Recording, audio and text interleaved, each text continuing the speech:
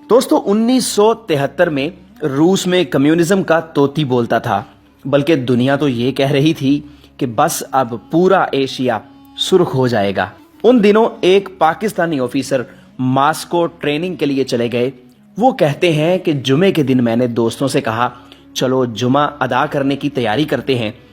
तो उन्होंने कहा यहाँ मस्जिदों को गोदाम बना दिया गया है, एक दो मसाजिद को सयाहों की कयामगाह बनाया गया है, सिर्फ 2 ही मसाजिद इस शहर में बची हैं जो कभी बंद और कभी खुली होती हैं।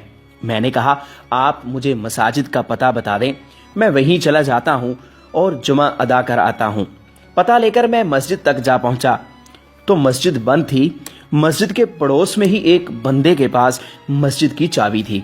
मैंने उस आदमी को कहा कि दरवाज़ा खोल दो मस्जिद का, मुझे नमाज पढ़नी है।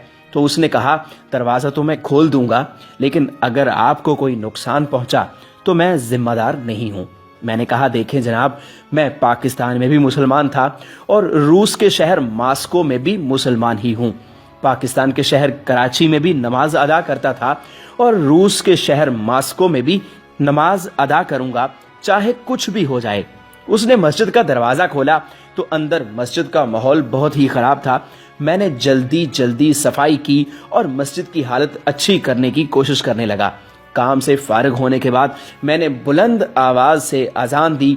अजान की आवाज़ सुनकर बूढ़े बच्चे, मर्द औरत सब मस्जिद के दरवाजे पे जमा हुए कि ये कौन है जिसने अपनी मौत को आवाज़ दी है, लेकिन मस्जिद के अंदर कोई नहीं आया। खैर मैंने जुमा तो अदा नहीं किया क्योंकि अकेला था, बस जोहर की नमाज अदा की और मस्जिद से बाहर आ गया।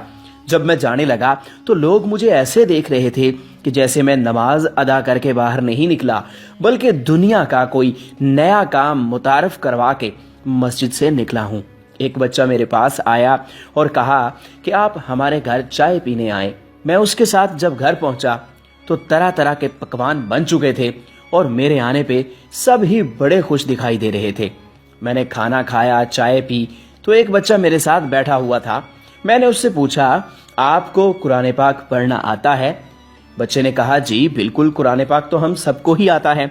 मैंने जेब से कुरान पाक का एक छोटा नुस्खा निकाला और कहा कि मुझे पढ़कर सुनाओ। बच्चे ने कुरान को देखा और मुझे देखा, फिर कुरान को देखा और अपने माँ बाप को हैरत अंगेज अंदाज में देखने लगा। मैंने सोचा कि इसको कुरान पढ़ना नहीं आता, लेकिन इसने क्यों कहा कि उसको कुरान पढ़ना आता है। मैंने कहा बेटा ये देखो, और कुरान पाक की एक आयत पर मैंने उंगली रखी और खुद उसको पढ़कर सुनाया, या अय्युहल्लज़ीना आमनू कू अनफुसकुम व अहलीकुम नारा। तो वो लड़का फर बोलने लगा और कुरान पाक को बिना देखे ही पढ़ता चला गया। मुझे हैरत का एक शदीद झटका लगा कि ये तो कुरान को देखे बिना ही पढ़ने लगा है। मैंने उसके वालिदैन से कहा हजरात ये क्या मामला है? उन्होंने मुस्कुरा कर कहा दरअसल हमारे पास कुरान पाक मौजूद नहीं है। तो यहाँ पर किसी के घर में भी अगर कुरान पाक का एक सिपारा भी मिल जाए तो उसके तमाम खानदान को फांसी की सजा दे दी जाती है। इस वजह से हम लोग कुरान पाक घरों में नहीं रखते। तो मैंने पूछा कि फिर इस बच्चे को कुरान पाक किसने हिफ्ज करवाया है? तो उन्होंने कहा कि हमारे पास कुरान पाक के कई हाफिज हैं, कोई दर्जी है, कोई दुकानदार है, कोई सब्जी फरोश है, तो कोई किसान है। हम उनके पास अपने बच्चे भेज देते हैं मेहनत मजदूरी के बहाने। वो उनको अल्हम्दुलिल्लाह से लेकर व नास तक ज़बानी कुरान पढ़ाते हैं और एक वक्त ऐसा आ जाता है कि वो हाफिज़ कुरान बन जाते हैं। किसी के पास कुरान का नुस्खा है ही नहीं, इसीलिए हमारी नई नस्ल को नाजरा नहीं आता। बल्कि इस वक्त हमारी गलियों में आपको जितने भी बच्चे दिखाई दे रहे हैं वो सब के सब हाफिज़ कुरान हैं। यही वजह है कि जब आपने इस बच्चे के सामने कुरान रखा तो उसको पढ़ना ही नहीं आया, लेकिन जब आपने एक आयत सुनाई तो वो फर बोलने लगा, और अगर आप ना रोकते तो ये बच्चा सारा कुरान ही सुना देता। वो ऑफिसर बताते हैं कि मैंने कुरान का एक नहीं कई हजार मोजज़े उस दिन देखे।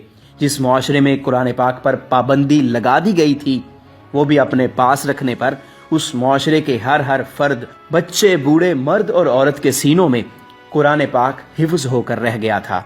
मैं जब बाहर निकला तो कई 100 बच्चे मैंने ऐसे देखे जिनसे मैंने कुरान सुनने की फरमाइश की तो सब ने कुरान सुना दिया।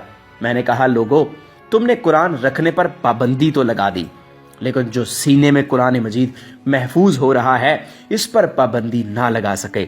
تب مجھے احساس ہوا کہ اللہ پاک کے اس ارشاد کا کیا مطلب ہے، اِنَّا نَحْنُ نَزَّلْنَا الذِّكْرَ وَإِنَّا لَهُ لَحَافِظُونَ، بے شک یہ ذکر ہم نے ہی نازل فرمایا ہے اور بے شک ہم ہی اس کی حفاظت کرنے والے ہیں۔